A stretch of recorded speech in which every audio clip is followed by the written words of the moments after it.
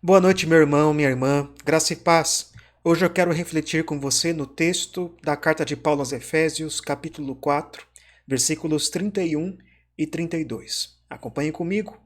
O texto diz: Longe de vós toda amargura e cólera e ira e gritaria e blasfêmias, e bem assim toda malícia. Antes, sede uns para com outros benignos, compassivos, perdoando-vos uns aos outros, como também Deus em Cristo vos perdoou. O perdão deve ser uma marca da igreja. O cristão deve ser conhecido como aquela pessoa que perdoa. A Bíblia diz que nem mesmo a adoração é possível quando não há perdão. O próprio Jesus diz que antes mesmo de adorar, você deve buscar se reconciliar com aqueles que você precisa ainda perdoar, com aqueles que te ofenderam. Mas nós sabemos que falar é muito mais fácil do que fazer. Um dos principais empecilhos para o perdão é o ressentimento, é a amargura. O ressentimento é aquilo que acontece quando você se recusa a perdoar, quando você se recusa a se reconciliar, quando você deixa que a ira apodreça em seu coração, até que se manifeste em atitudes pecaminosas. O que fazer quando nós estamos amargurados, magoados com alguém? Quando nós não conseguimos perdoar por conta dessa ira pecaminosa que se alojou em nosso coração? Como nós podemos ir do ressentimento ao perdão?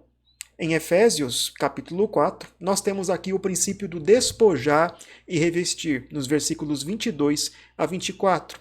Paulo nos ensina que o crente tem uma vida que se despoja, se desveste daquilo que é próprio do velho homem e se reveste daquilo que é próprio do novo homem. Ele deixa os pensamentos e hábitos típicos da velha natureza e os substitui por um jeito de viver que é próprio da nova natureza criada à imagem de Deus. E isso implica que quando o crente está irado, ele não deve pecar. Versículo 26. Isso implica que a forma do crente se relacionar com o seu próximo é diferente do modo que os ímpios se relacionam uns com os outros, versículos 25 até o 30.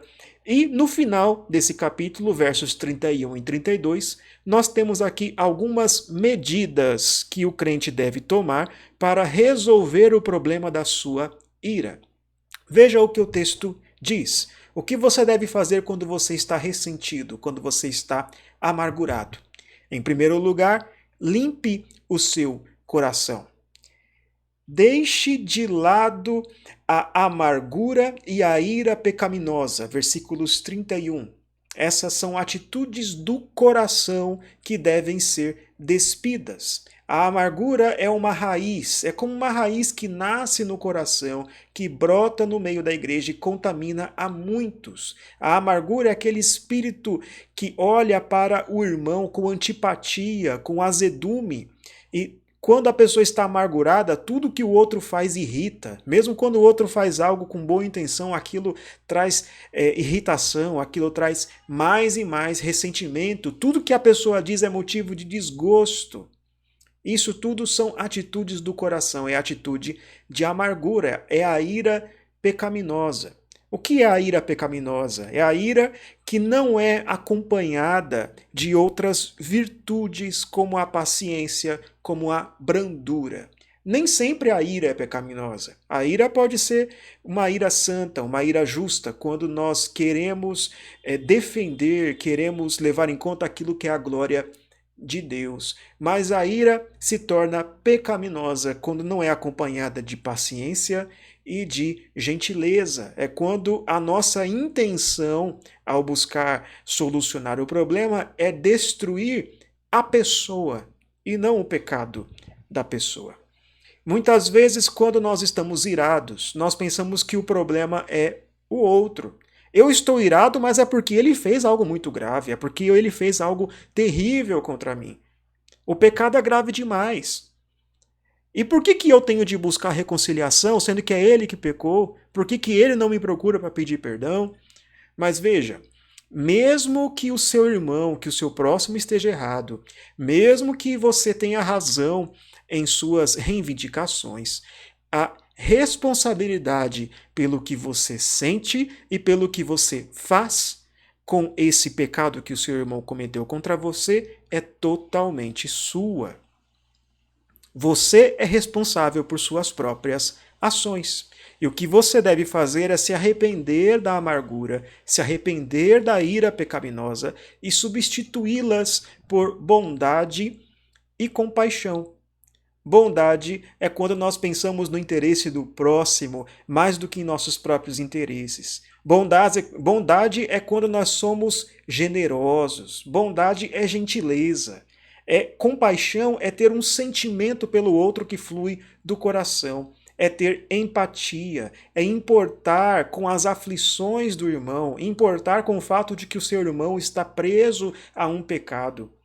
Quem é bondoso e misericordioso não cede à ira pecaminosa, porque está tão ocupado pensando naquilo que é melhor para o seu irmão, que quando magoado busca a reconciliação e não a vingança. Então, em primeiro lugar, você deve limpar o seu coração. Em segundo lugar, reveja as suas atitudes. Deixe de lado a gritaria. O que é gritaria? É o ressentimento externado em brigas, em discussões, em blasfêmias, em difamação do outro, em fofoca feita pelas costas. Você não deve lidar com as ofensas da mesma maneira que os não crentes, que os ímpios fazem. As pessoas do mundo é quem fazem assim. As pessoas do mundo é quem dizem coisas como eu não perdoo, ele vai ver só, quem bater em mim vai levar de volta. São os ímpios que dizem esse tipo de coisa.